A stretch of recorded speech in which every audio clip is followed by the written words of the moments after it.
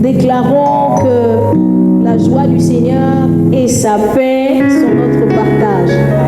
Également le vôtre. Nous sommes bénis, bénis, bénis de nous retrouver encore ce matin autour du nom de Jésus. Alléluia. La Bible déclare en Éphésiens au chapitre 2, je lirai le verset 9, le verset 10 et le verset 11. La Bible déclare, c'est pourquoi aussi Dieu l'a souverainement élevé et lui a donné le nom qui est au-dessus de tout nom, afin qu'au nom de Jésus, tout genou fléchisse dans les cieux, sur la terre et sous la terre, et que toute langue confesse que Jésus-Christ est Seigneur, à la gloire de Dieu le Père. Alléluia. Nous honorons Jésus-Christ de Nazareth, celui qui est élevé, élevé, infiniment élevé. Il a reçu le nom au-dessus de tous les noms. Et ce matin, alors que nous sommes comptés parmi les vivants, je voudrais que nous puissions élever nos voix pour bénir ce Dieu qui nous fait la grâce d'être là. Nous venons de traverser une semaine et Dieu n'a pas failli à son devoir de père. Il a pris soin de nous, il nous a gardés et nous pouvons ensemble prier. Alors élevons nos voix. Seigneur, nous te bénissons pour ce matin. Que la gloire te revienne. L'honneur est à toi. Nous sommes là pour toi. Nous voulons te dire merci pour ta joie. Nous remplis nos cœurs. Nous voulons te dire merci pour la grâce qui est la nôtre de pouvoir te louer et t'adorer ce matin. Merci pour cette semaine qui vient de passer. Merci pour ta fidélité. Tu as été là, prenant soin de nous. Tu as été là, pourvoyant nos besoins. Tu as été là, nous protégeant. Tu as été là, Seigneur. Ah, nous te sommes reconnaissants ce matin. Nous disons, laisse que nos chants arrivent jusqu'à toi. Laisse que ton cœur, oh Dieu, se réjouisse de nos chants, de nos prières. Nous sommes à toi et nous voulons t'offrir ce culte d'un cœur sincère. Saint-Esprit, nous te prions, prends-en les rênes, parce que nous ne connaissons pas la présence de Dieu sans ton aide. Nous ne savons pas adorer ce grand Dieu sans ton aide. Alors Saint-Esprit, toi qui connais les profondeurs de Dieu, viens ce matin nous aider à offrir le meilleur parfum que nous allons trouver dans nos cœurs. Éternel notre Dieu, agrée ce culte dans le nom de Jésus. Amen. Gloire à Dieu. J'aimerais nous inviter à acclamer le Seigneur, à l'élever, à dire quelque chose à ce grand Dieu. Dit merci Seigneur, merci Seigneur. Nous voulons te louer, nous voulons t'adorer, nous voulons t'élever par nos chants, nous voulons t'élever par nos prières. Reçois la gloire, reçois la gloire. Nous voulons chanter le nom de Jésus, qui est au-dessus de tout nom. Il n'a pas d'égal. Ce nom n'a pas de semblable. Lorsque nous disons au nom de Jésus, la maladie s'enfuit. Lorsque nous nous sentons tristes et nous prions au nom de Jésus, nous venons au Père au nom de Jésus, nous sommes réconfortés.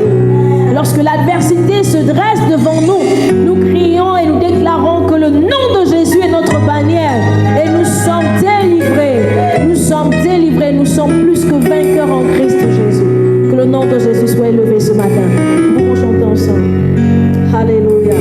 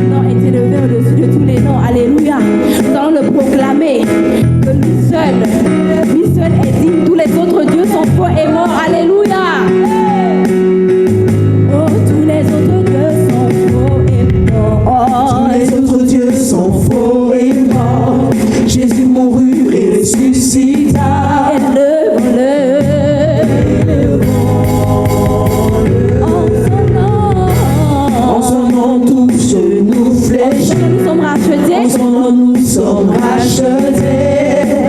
Son nom est si puissant, le nom Jésus, Jésus, Jésus, Jésus, Jésus, oh, oh, oh, Jésus, invoque-le.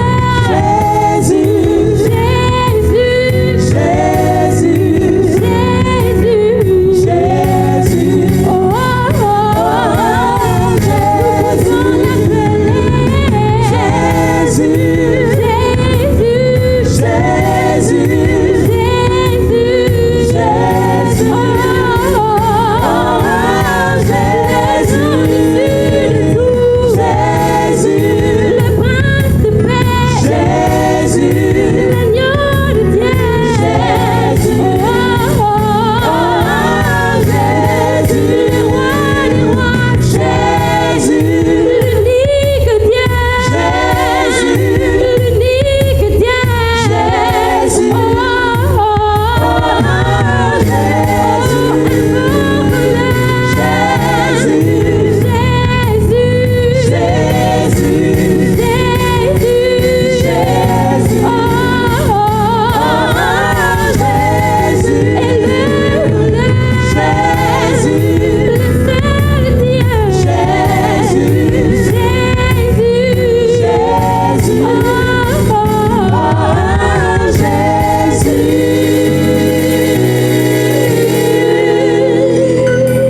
Il n'y a point de Dieu qui soit comme lui.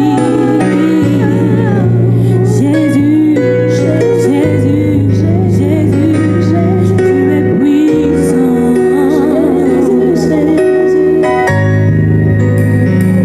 Tu es l'agneau de Dieu. Tu es le seul qui soit digne de recevoir notre louange. Tu es le seul digne de recevoir notre adoration. Jésus. Tu es celui que nous avons de plus précieux. Emmanuel. Emmanuel, notre Dieu. Emmanuel, notre Seigneur. Emmanuel, notre Maître. Nous n'avons que toi. Nous n'avons personne d'autre en dehors de toi, Jésus. Reçois la gloire.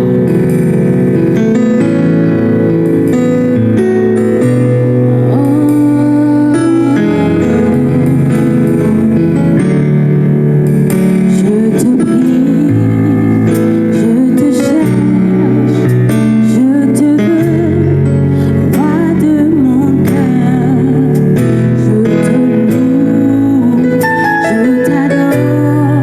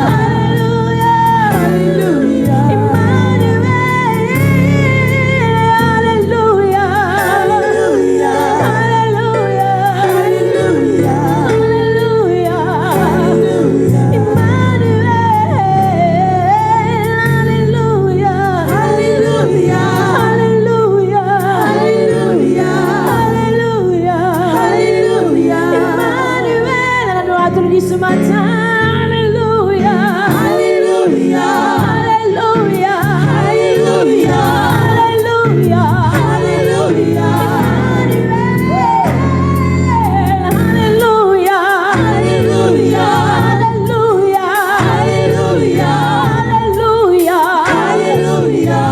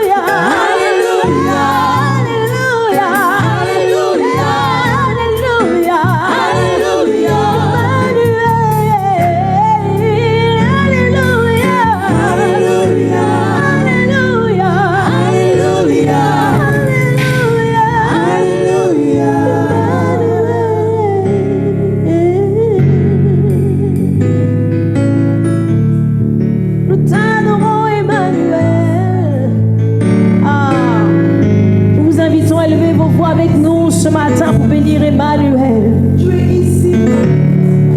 Le prophète Isaïe annonce la venue du Messie et il dit, on l'appellera Emmanuel, Dieu est avec nous. Dieu est avec nous. Ce matin, je veux encourager quelqu'un à considérer que Dieu ne nous abandonne pas, à considérer que Dieu ne vous abandonne pas. Il est là chaque jour à nos côtés. Il suffit de lever vers lui la voix. Il suffit de lui ouvrir son cœur. Et Dieu interviendra. Emmanuel, Dieu est avec nous. Il est avec vous ce matin. Il est avec vous alors que vous vous interrogez. Il est avec vous alors que vous cherchez une solution. Il est avec vous alors que la vie vous semble difficile. Il est avec vous même quand tout semble montrer le contraire. Dieu est avec vous. Dieu est avec nous ce matin. Il est avec nous.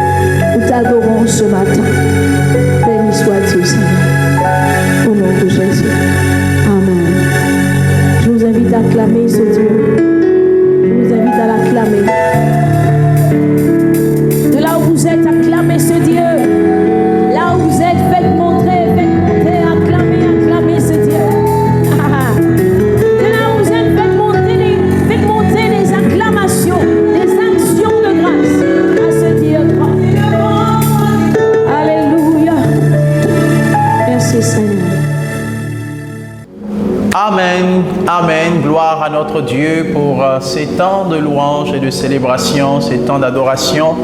Waouh! Que nous sommes bénis d'être dans cette atmosphère de gloire. C'est toujours une grâce, c'est toujours un privilège d'être participant à de tels moments. Je vous salue dans le beau et précieux nom de Jésus-Christ et ce matin, je suis heureux de pouvoir encore partager un bout des Écritures avec vous.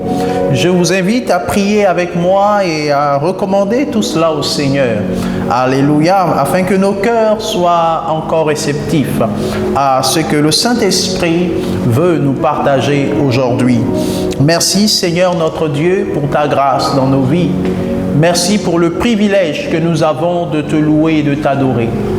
Seigneur, tu dis que si nous nous taisons, les pierres, ô Dieu, crieront pour t'adorer. Qui sommes-nous, Seigneur, alors pour ne pas le faire? Seigneur, c'est notre privilège. Reçois la gloire, l'honneur et la louange.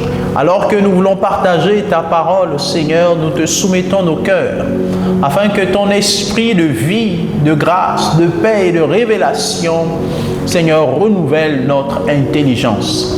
Merci, Esprit de grâce, pour ta présence dans nos maisons, ta présence dans nos vies. Nous savons qu'au-delà des mots, tu es celui qui accomplit. Tu es celui qui fait naître en nous la crainte de Dieu. Tu es celui qui nous conduit dans les sentiers de la justice. Merci pour ton œuvre dans nos vies.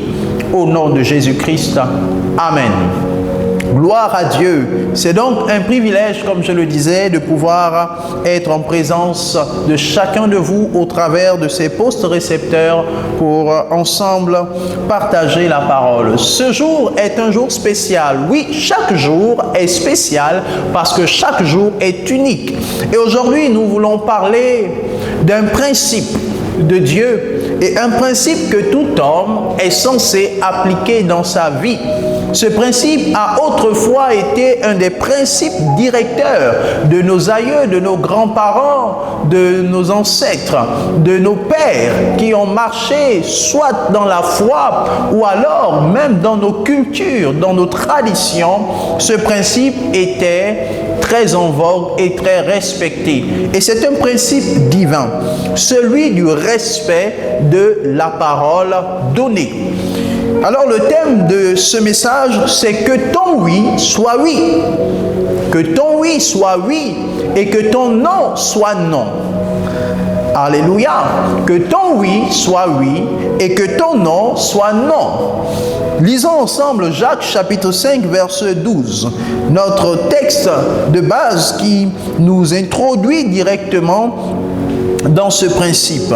Et c'est Jacques qui écrit donc à l'église et à plusieurs églises parce que le livre de Jacques est une circulaire qui est adressée à plusieurs églises. Il ne nomme personne en particulier. Alors je considère que c'est parfaitement d'actualité et que cela nous concerne aussi aujourd'hui. Alors dans Jacques chapitre 5 au verset 12, Jacques conseille les enfants de Dieu. Il leur dit ceci: avant toute chose, mes frères, ne jurez ni par le ciel, ni par la terre, ni par aucun autre serment, mais que votre oui soit oui, et que votre non soit non, afin que vous ne tombiez pas sous le jugement. Que votre oui soit oui et que votre non soit non, afin que vous ne tombiez pas sous le joug ou sous le jugement. Alléluia. Donc, dans ce texte, Jacques nous apprend quelque chose d'important. Comme je le disais, ce principe a guidé la vie de beaucoup d'hommes. Celui du respect de la parole et celui de ne pas jurer. Parce qu'il dit, ne jurez ni par le ciel, ni par la terre, mais contentez-vous de dire oui ou non.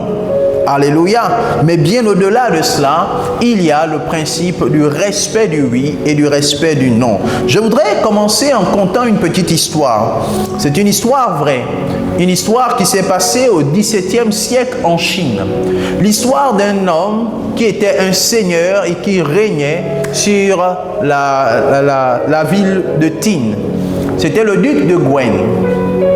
Et cet homme a vécu à une époque où il y avait des conquêtes. Les grandes armées conquéraient des territoires et assujettissaient les villes, les personnes qui étaient dans ces territoires pour faire grandir encore plus leur influence, leur domination, leur suprématie, leur autorité. Et ce duc a donc décidé de prendre la ville de Yuan, une ville que nous connaissons aujourd'hui assez bien parce que nous entendons souvent parler de cette ville. Et d'ailleurs, pendant la période de pandémie, nous avons beaucoup entendu parler de cette ville qui avait été aussi touchée par la COVID-19. Et donc, il avait décidé de prendre cette ville, de l'assiéger. Et il a donc fait le point sur les capacités de son armée, sur les réserves qu'ils avaient. Et il est ressorti qu'ils avaient des réserves de blé qui pouvaient tenir 10 jours pour nourrir les soldats. À peine 10 jours, les réserves devaient tenir. Il a donc rassemblé son conseil, ses ministres et tous les hommes influents qui siégeaient autour de lui. Et il leur a dit, je prends la décision, nous allons attaquer la ville de Yuan et nous allons la prendre. Et nous allons faire cela en 10 jours. Il a donc pris l'engagement, il a pris la décision de prendre cette ville en 10 jours. Et voici qu'ils sont allés donc à la conquête et sur le terrain, il y a eu de la résistance. Et les 10 jours sont arrivés, ils n'avaient pas pris la ville. Pourtant, ils étaient tout près de réussir. Et quand le 10e jour est arrivé, il a demandé de lever les troupes et de repartir. Pourquoi a-t-il pris ces décisions alors qu'ils étaient tout près? Et comment ont-ils su qu'ils étaient tout près? C'est parce qu'après avoir levé les troupes, entre-temps, il y avait des personnes de Yuan, ou alors des transfuges, des déserteurs. Il y avait aussi des espions qui sont venus rapporter qu'en réalité la ville ne tiendrait pas plus de 1 ou 2 jours et qu'il fallait continuer le jour suivant et le jour d'après pour être certain que la ville tomberait sous leur domination. Et alors, après les rapports, les ministres, les hauts dignitaires du duc de Gwen ont encouragé le duc à poursuivre la conquête pour assujettir la ville de Yuan. Ils ont tous plaidé pour que les armées ou l'armée puisse repartir sur le terrain pour finaliser le travail de la conquête. Et il a dit non. Il a refusé, il a dit, j'ai promis, j'ai dit que ça allait se faire en 10 jours. Les 10 jours sont arrivés, ça ne s'est pas fait, alors je préfère que l'on regagne nos réserves. Et c'est ainsi qu'il a fait lever les troupes, parce que c'était un homme de parole.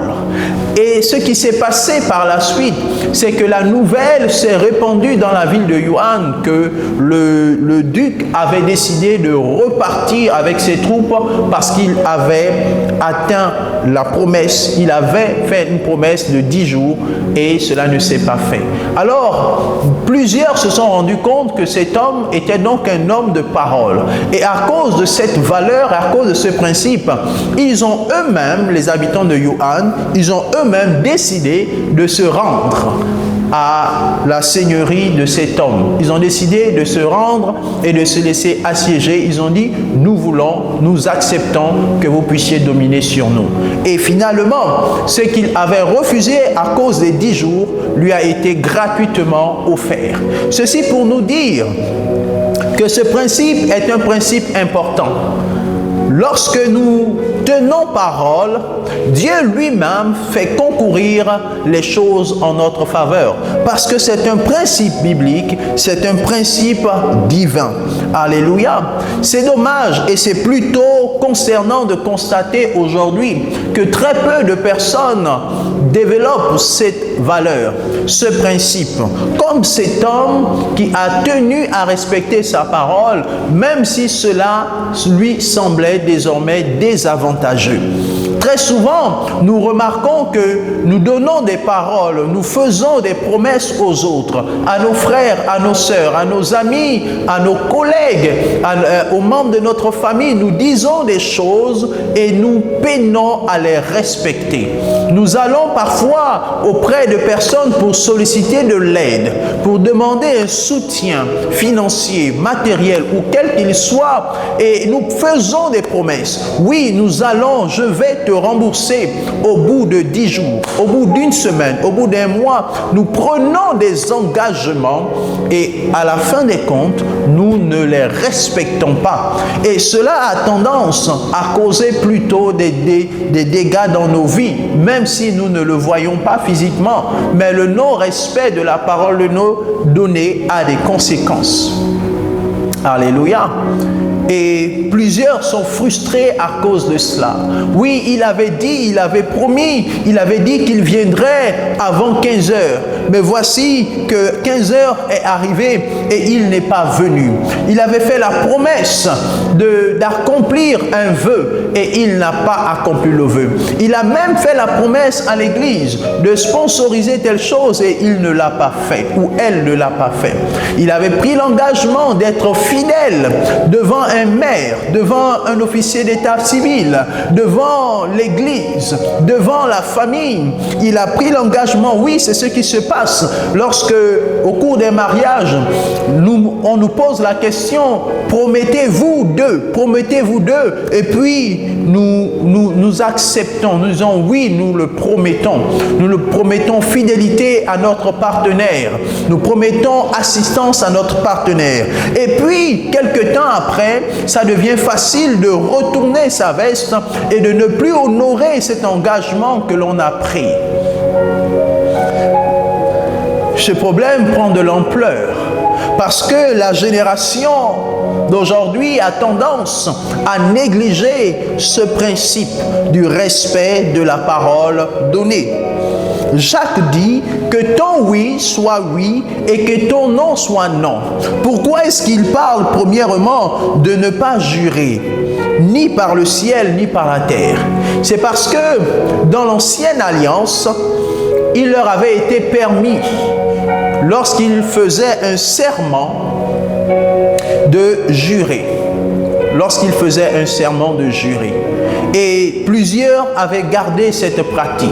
Et ce qui était davantage dommage, c'était le fait qu'au-delà du parjure et de l'engagement, il y avait le non-respect de l'engagement qui avait été pris. Et c'est la raison pour laquelle Jacques leur disait, alors ne jurez plus, ni par le ciel, ni par la terre, parce que vous ne savez pas, il y a Dieu au ciel, et même sur la terre, Dieu est toujours là, présent. Vous ne pouvez pas jurer, parce qu'il y a des entités qui règnent et qui dominent au-dessus. Et lorsque vous prenez l'engagement et que vous n'obéissez pas à l'engagement, vous n'accomplissez pas l'engagement, vous vous mettez en opposition vis-à-vis de ces témoins qui ont entendu. Alléluia. Ce que Jacques dit est mieux défendu et mieux présenté par Jésus lui-même. Lorsqu'il a dit ceci dans Matthieu chapitre 5, versets 33 à 37. Vous avez encore appris que l'on disait à nos ancêtres. Vous avez encore appris que l'on disait à nos ancêtres, tu ne manqueras pas à tes promesses. Ce que tu as promis avec serment devant le Seigneur, tu l'accompliras. Eh bien, moi je vous demande de ne pas faire de serment du tout. Ne dites pas, je le jure par le ciel, car le ciel, c'est le trône de Dieu, où j'en prends la terre à témoin, car la terre est l'escabeau où Dieu pose ses pieds. Je suis dans la version parole vivante, au cas où vous ne vous retrouvez pas. Où je le jure par Jérusalem, car elle est la cité du roi suprême. Ne dites pas davantage, je le jure sur ma tête, car vous n'êtes même pas capable d'y faire pousser un seul cheveu blanc ou noir à volonté. Dites simplement oui, si c'est oui, et non, si c'est non. Tous ces serments qu'on y ajoute viennent du diable. Donc, Jésus les reprend également. Pour ceci montre que c'était vraiment dans leurs habitudes, c'était dans leur tradition de faire des serments et même de faire des serments devant Dieu.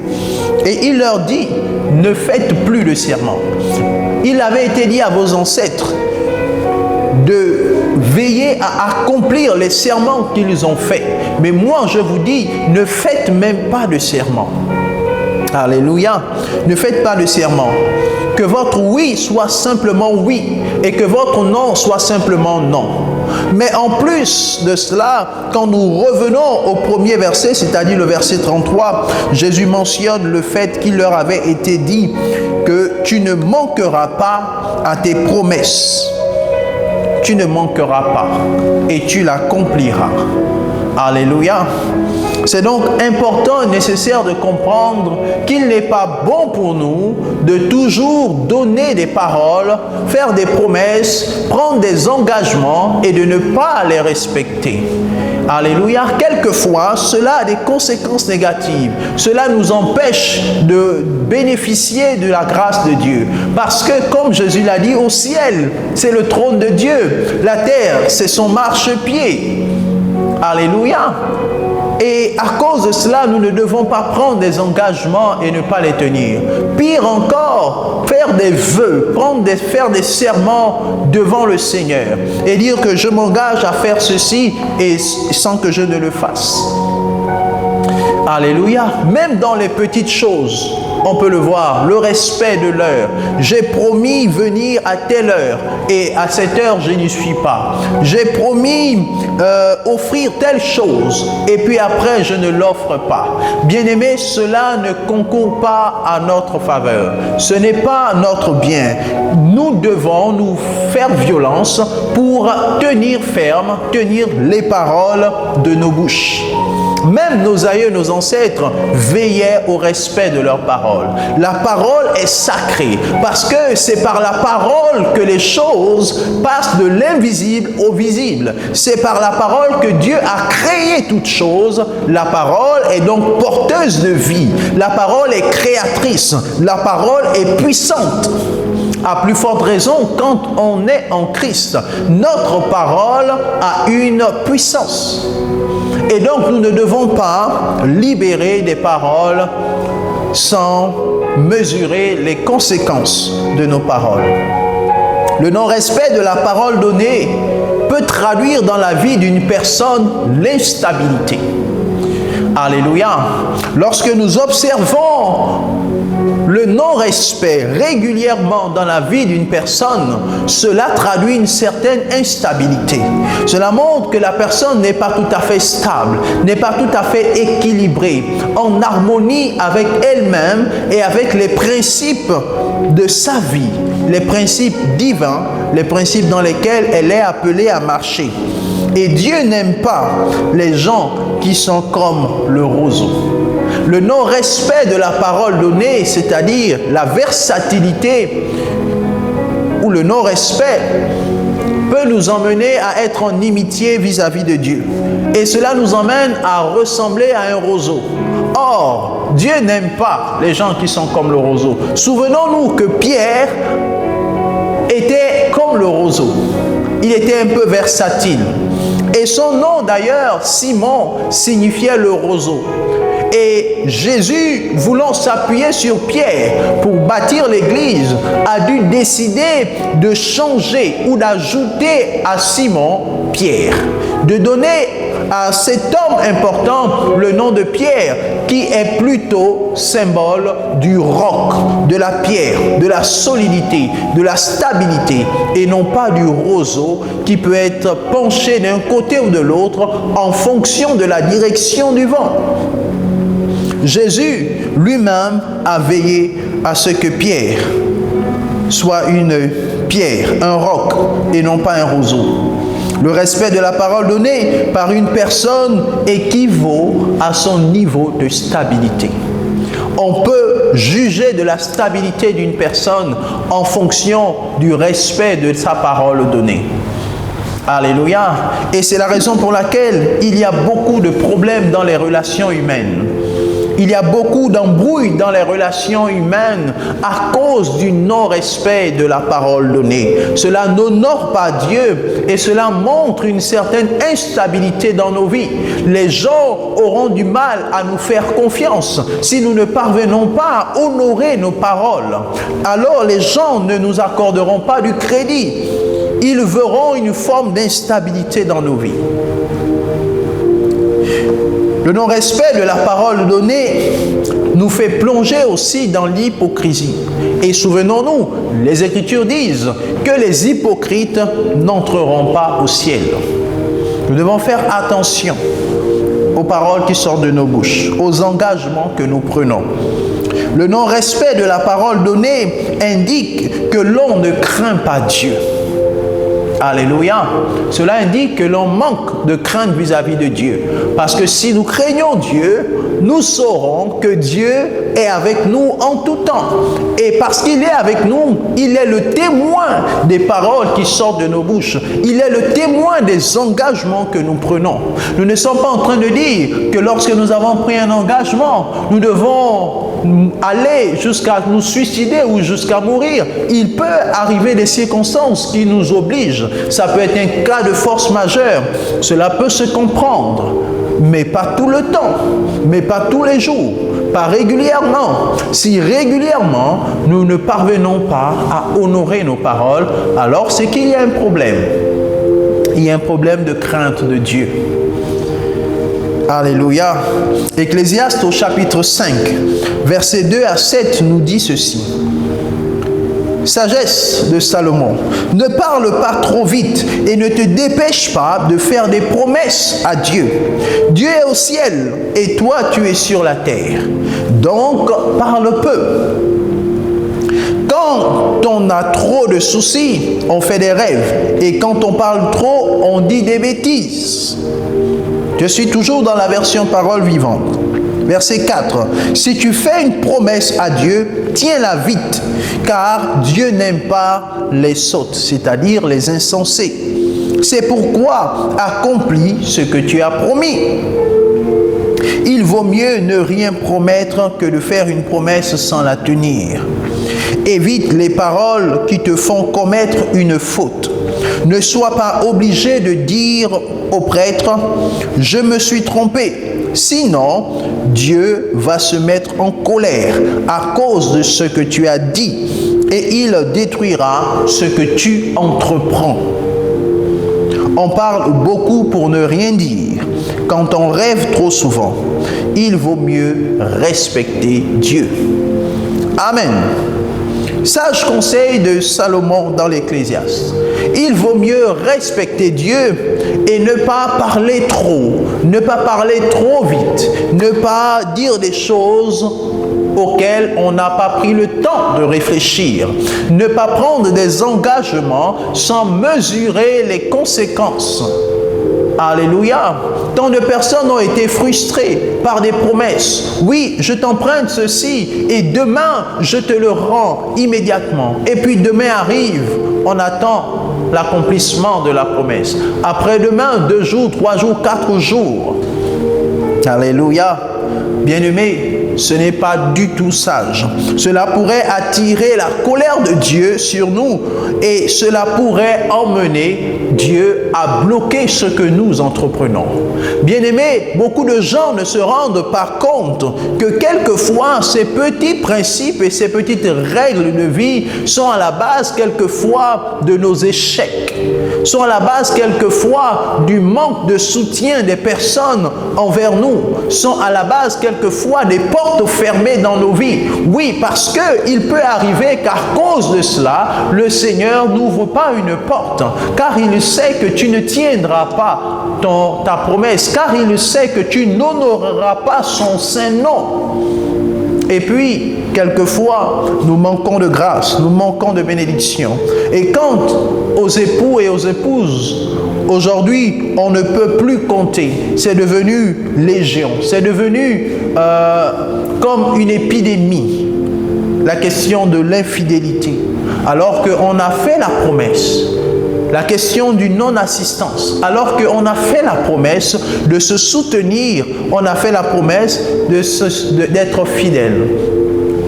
Quelqu'un a dit, si vous savez que vous avez du mal à tenir vos promesses, alors ne vous mariez pas. Si vous savez que vous ne pouvez pas apporter assistance au moment le plus défavorable, alors ne prenez pas l'engagement. Alléluia. La marque des grands hommes, des grandes femmes, c'est de respecter leurs paroles. Combien de fois nous voyons des paroles non respectées? Combien de fois nous voyons même autour de nous, dans notre environnement, lorsqu'il y a parfois des élections, tant de choses sont promises, mais après, rien n'est respecté. Cela ne favorise pas la grâce de Dieu. Alléluia. Nous devons ressembler à Dieu.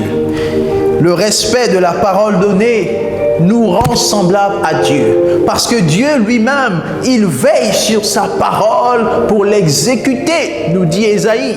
Dieu lui-même veille sur sa parole.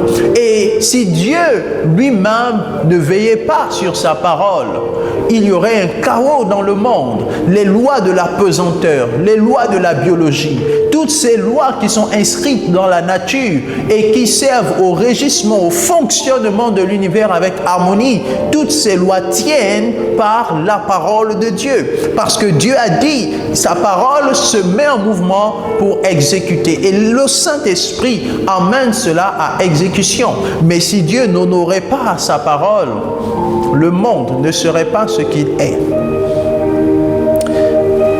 La parole de Dieu est fidèle.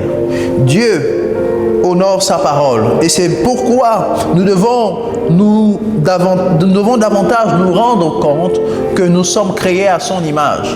Et c'est l'une des principales raisons pour lesquelles nous devons nous battre, pour honorer notre parole. Même si les circonstances changent et deviennent désavantageuses, nous devons nous battre. Nous avons un exemple avec Néhémie. Néhémie dit au chapitre 9 et au verset 8 ceci. Tu trouvas son cœur fidèle devant toi. Tu fis alliance avec lui. Tu promis de donner à sa postérité le pays des Cananéens, des Héthiens, des Amoréens, des Phérésiens, des Jébusiens et des Girgasiens. Et tu as tenu ta parole, car tu es juste. Néhémie parle de Dieu, il s'adresse à Dieu et il rappelle le fait que Dieu avait promis à Abraham, leur ancêtre, de donner les territoires de Canaan, le territoire des Girgasiens, etc., des Jébusiens. Dieu avait fait la promesse à Abraham et Dieu a tenu sa promesse. Parce qu'en effet, malgré tout ce que Israël faisait, Dieu les emmenait toujours de façon progressive à accomplir la promesse, à rentrer et à prendre possession de Canaan. Et Néhémie rappelle cela. Et il dit à la fin du verset 8, « Et tu as tenu ta parole, car tu es juste. » Alléluia. La justice de Dieu l'emmène à tenir sa parole. Dieu tient toujours ses promesses. C'est la raison pour laquelle nous pouvons mettre notre confiance en lui et non en l'homme. Dieu tient toujours ses promesses. Un autre exemple se trouve dans Esdras, chapitre 1er, verset 1er. Il est dit, la première année de Cyrus, roi de Perse, afin que s'accomplisse la parole de l'Éternel prononcée par la bouche de Jérémie, l'Éternel réveilla l'esprit de Cyrus, roi de Perse, qui fit faire de vive voix et par écrit cette publication dans tout le royaume, dans tout son royaume. Alléluia. Donc, afin que s'accomplisse la parole de Dieu qui avait été prononcée par Jérémie, Dieu est allé réveiller l'esprit de Cyrus. Waouh! Parce que Cyrus était roi de Perse. Il est celui qui détenait les clés. Il est celui qui devait être l'instrument par lequel Israël, les enfants d'Israël, devaient repartir dans leur ville à Jérusalem pour pouvoir la reconstruire. Dieu a veillé parce que Jérémie avait fait la promesse. Il avait dit qu'il viendra le temps où le Seigneur vous ramènera à Jérusalem. Et lorsque le temps est arrivé, Dieu a veillé à ce que cette promesse-là s'accomplisse. Et par qui? Par un roi païen. Cyrus n'était pas un adorateur de Christ, de Dieu. Cyrus était un roi païen. Il était roi de Perse. À l'époque, la Perse dominait le monde. Israël était en captivité en Perse.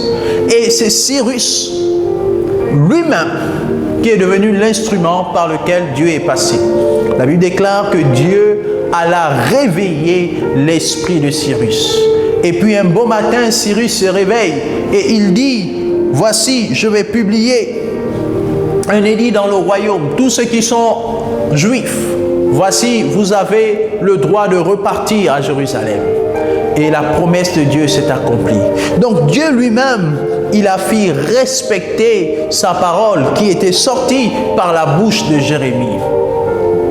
Et Dieu est notre exemple. Nous sommes créés à son image, alors nous devons lui ressembler. Nous devons lui ressembler. D'autant plus que la parole déclare dans les psaumes que nous sommes des petits dieux. Nous sommes faits à son image. Je termine avec Christ.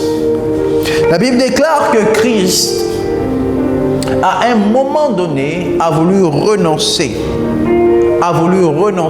à la croix. Il a dit dans sa prière à Gethsemane, « Père, s'il est possible, éloigne de moi cette coupe. » Et après, il s'est ressaisi, il a dit, « Non pas ma volonté, mais ta volonté. » Alléluia. Par crainte de Dieu, Christ a tenu à donc aller à la croix pour nous sauver. Il a voulu abandonner, mais il a tenu ferme sa parole de venir, de souffrir et de mourir sur la croix pour que nous soyons sauvés. Même si les circonstances ne sont pas en notre faveur, nous devons nous battre pour respecter l'engagement, la parole donnée. Elle nous fait ressembler à Christ. Oui, il a supporté. Il a voulu à un moment donné changer les règles. Il a voulu à un moment donné changer les paradigmes parce qu'il voyait la difficulté. Il voyait que c'était traumatisant, que cette mort était une mort trop difficile. À un moment donné, il a voulu flancher. Il a voulu renoncer au serment. Il a voulu renoncer à l'engagement qu'il avait pris. Il a voulu renoncer à sa parole. Souvenons-nous, dans Apocalypse, on nous apprend qu'il n'y avait personne qui était digne d'ouvrir le livre. Personne. Mais l'agneau immolé a été trouvé digne d'ouvrir. Cela signifie que personne ne pouvait payer le prix de la mort à la croix, même pas les anges. Et il a pris l'engagement de devenir l'agneau immolé pour pouvoir ouvrir le livre et rompre les sceaux. Il a pris l'engagement de mourir à notre place pour que nous puissions avoir à nouveau la vie, parce que nous étions morts sans Dieu. Il a pris la décision et il est venu et il a souffert.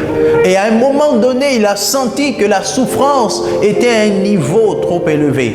Il a senti que ce qu'il allait vivre était difficile. Ce n'est pas comme il avait imaginé. Oui, il savait que ça allait être difficile. Mais présentement, maintenant, alors qu'il était au moment de passer par cette fournaise, son corps réagissait. Et bien qu'il savait la difficulté qui était devant lui, son corps réagissait et il a trouvé que c'était difficile. Mais par la crainte de Dieu, comme nous dit l'Ecclésiaste, crains Dieu plutôt. Par crainte de Dieu, il a dit non pas ma volonté Seigneur, mais ta volonté Père. Alléluia. Est-ce que nous aussi nous pouvons le faire? Est-ce que nous pouvons être des personnes stables dans nos paroles, dans nos engagements? Christ est notre modèle. Marcher selon la parole donnée nous emmène à ressembler à Christ. Respecter ses engagements nous emmène à ressembler à Christ. Mais ne pas le faire nous éloigne de l'image de Christ, de l'image que Dieu voudrait que nous ayons. Alléluia. Respectons nos paroles. Il y aura moins de problèmes entre frères et sœurs, entre amis, entre membres de la même famille, entre gouvernants et gouvernés. Efforçons-nous de tenir les promesses et les paroles que nous faisons. Efforçons-nous de ressembler à Christ. Surtout pour nous qui avons reçu Christ dans l'Église et partout dans le milieu professionnel. Le respect de la parole donnée attire les faveurs et les grâces de Dieu. Je me souviens, lorsque je venais à peine de terminer ma licence professionnelle, je cherchais un emploi et j'avais passé un entretien dans une entreprise de la place, une grande entreprise de la place.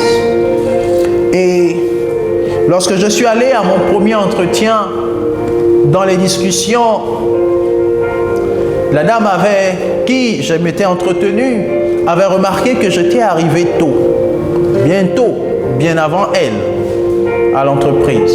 C'était mon premier entretien. Et puis après avoir fait cette remarque, j'avais dit oui et j'avais pris l'engagement de toujours l'être. Et on a eu d'autres rencontres. Il y avait des tests, j'ai fait les tests nécessaires et les tests se sont avérés satisfaisants. Et il y a eu plusieurs événements qui m'ont emmené à repartir là-bas. Et à chaque fois, je respectais la parole que j'avais donnée. J'avais fait la promesse de toujours arriver avant. Et à chacun de nos rendez-vous, je suis toujours arrivé avant. Et la suite était simple. Elle avait vu cette qualité et elle avait décidé de me donner le poste. Au point où j'étais déjà parti faire les examens médicaux, etc., comme ça se fait à la charte de l'entreprise, etc. Et puis après, pour d'autres raisons que le Seigneur n'a pas permis, pour d'autres raisons, je ne suis pas finalement resté pour travailler dans cette entreprise. Mais le poste m'avait déjà été donné à cause de ces petites valeurs. Alors j'aimerais dire à quelqu'un, cultive la parole donnée, cultive l'engagement, le respect de l'engagement. Cela t'ouvrira des portes. Il y a des personnes qui te regardent, il y a des personnes qui t'observent. Au travers de cela, tu démontres une stabilité. Et lorsque tu es stable, oui, on peut te faire confiance. Lorsque tu es stable, on peut te confier de grandes responsabilités. Lorsque tu es stable, tu peux avoir des promotions. Tu ne dois pas simplement te plaindre qu'on ne te promeut pas, mais mets en pratique les principes de la parole de Dieu. Cherche à ressembler à Christ et les portes s'ouvriront. Tout n'est pas que l'œuvre de l'ennemi, mais les principes divins appliqués dans nos vies nous ouvrent des portes. Alléluia. Que le Seigneur nous bénisse. J'aimerais conclure en disant que le chrétien doit être le garant de la parole donnée ou de la puissance des mots, parce que les mots ont une puissance. Tenir parole, c'est ressembler à Christ. Amen. Est-ce que nous pouvons prier et dire: Seigneur, aide-moi à tenir mes engagements. Aide-moi à respecter ma parole pour le bien de ma maison, pour le bien de mon foyer, pour le bien de ma famille, pour le bien de mon église, pour les bonnes relations entre mes frères et mes sœurs, pour le respect de mes responsables, de mes autorités, pour le respect de mes amis, de mes frères ou de mes subalternes. Seigneur, par ta grâce, aide-moi à tenir parole. Comme toi-même, Seigneur, tu t'es efforcé à tenir parole. Tu es mort à la croix. Tu as souffert à la croix à cause de moi. Tu as tenu ta promesse. Tu as tenu ton engagement. Seigneur, j'aimerais te ressembler. Saint-Esprit, remplis-moi de force, même lorsque les circonstances ne sont pas favorables. Saint-Esprit, remplis-moi de force. Aide-moi à tenir promesse, à tenir l'engagement. Comme ce duc que nous avons parlé a tenu engagement. Au bout des 10 jours, il a décidé de lever les troupes. Et la faveur s'est tournée de son côté. Seigneur, laisse que ta faveur et ta grâce aussi se tournent vis-à-vis de nous chaque fois que nous honorons tes principes. Nous te bénissons et nous te rendons grâce au nom de Jésus. Amen. Dieu nous bénisse. Appliquons ces principes chers à notre Dieu, précieux aux yeux du Seigneur. Respectons et accomplissons nos vœux et nos engagements pour le Seigneur et pour les autres. À très bientôt. Dieu nous bénisse.